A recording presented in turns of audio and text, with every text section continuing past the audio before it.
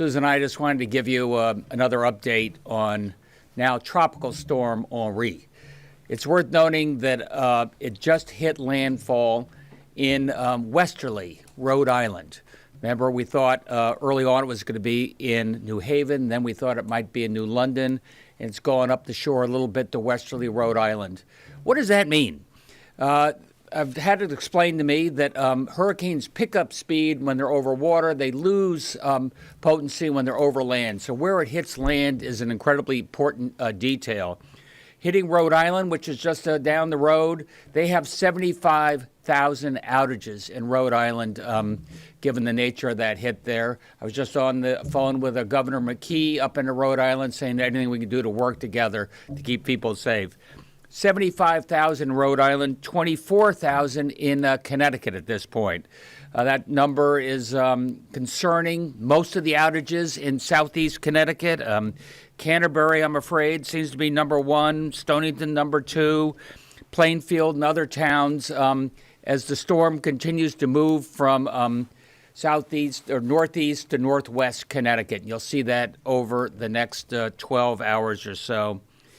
We're at 24,000. Compare that to 800,000 that were the outages we had at the worst of ICEA. But we're still just getting started. We'll have to track this very closely going forward. 75,000 Rhode Island, 24,000 Connecticut, 7,000 Massachusetts, 2,600 New York. Those are the number of outages. Again, just a reminder how big a deal it is where the storm hits. I got to say, I was just joking a little bit with the friends in the operations center where for the last year I've been an amateur epidemiologist. Over the last week I've been an amateur meteorologist, and Susan says I may need a psychologist pretty soon.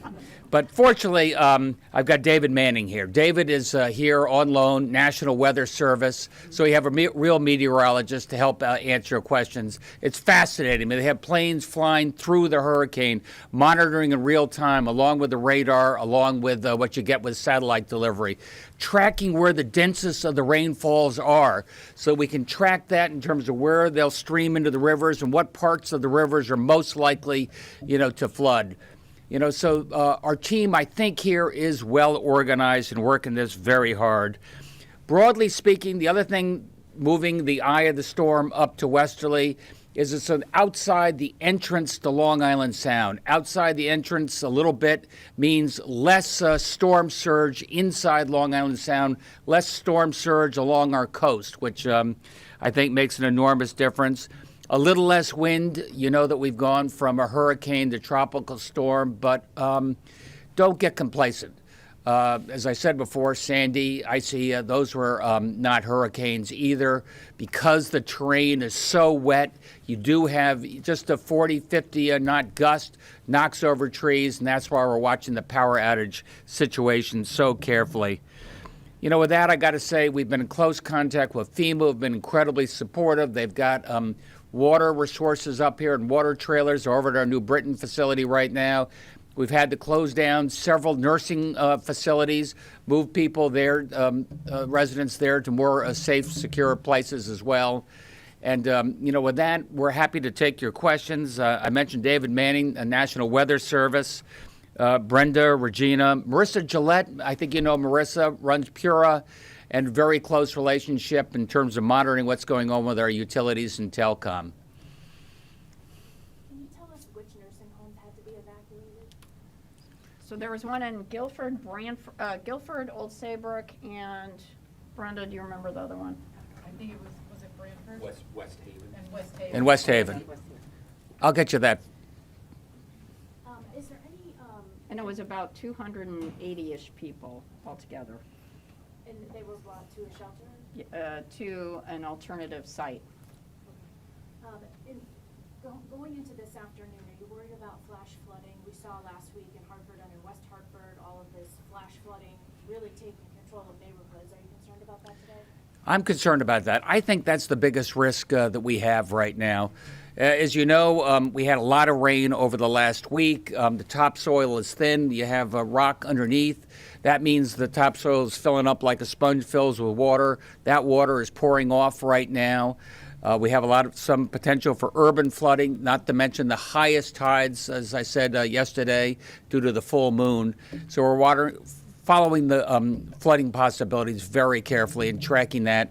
Right now, mayors working with their local emergency centers and give us the information so we can all respond accordingly. Governor, after the storm is over, we're expecting high temperatures, which could be a problem for some people who have lost power. What is the state doing to help them? The question is about the possibility that there are going to be electric outages, people without air conditioning, 90-degree temperatures next week. First and foremost, we're getting the power back on. As I said before, we got twice as many crews on the ground as we've ever had before. Really prioritizing the densest areas where you have the most outages so we can take care of people there.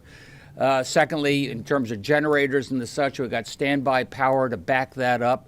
That's particularly concerning in places like nursing homes where they can't. And finally, we have the cooling centers.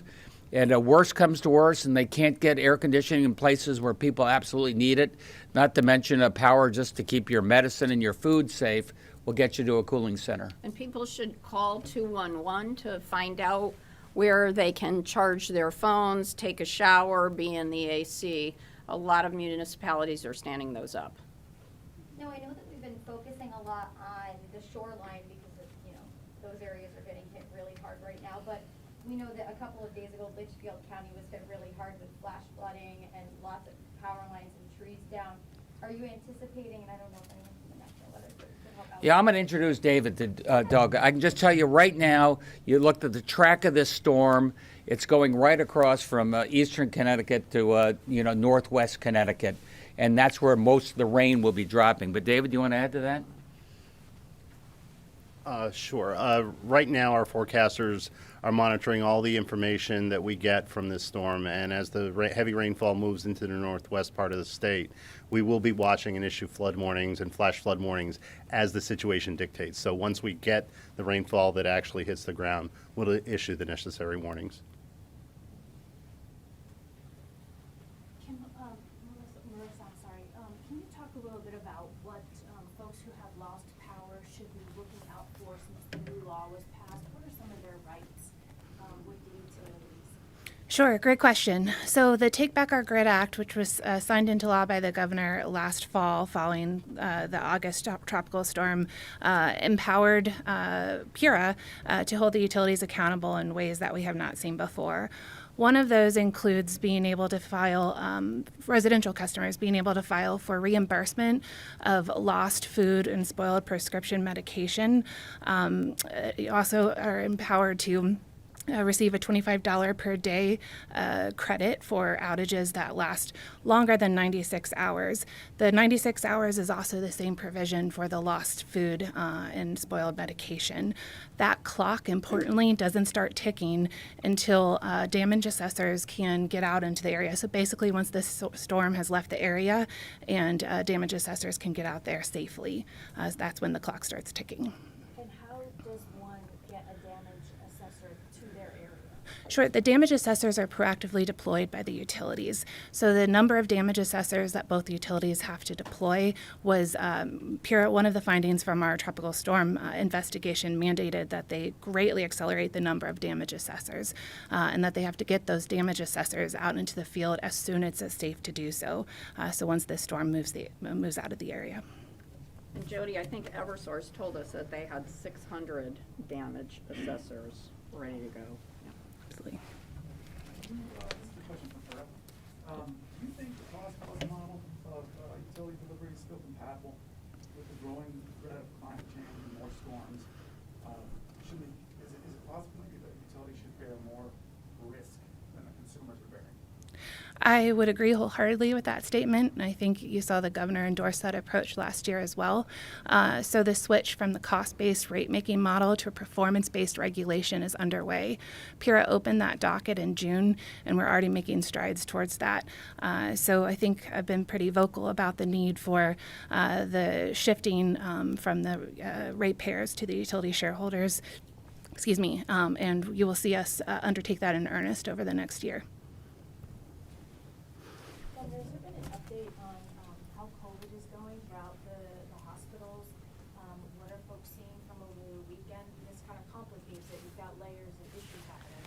I haven't seen the weekend numbers yet. I'm going to get that. We were flattening the curve at the end of last week, but we are working very closely because we're bringing in utility folks from all over the region, as far afield as Texas. You know, some places are more infected than Connecticut.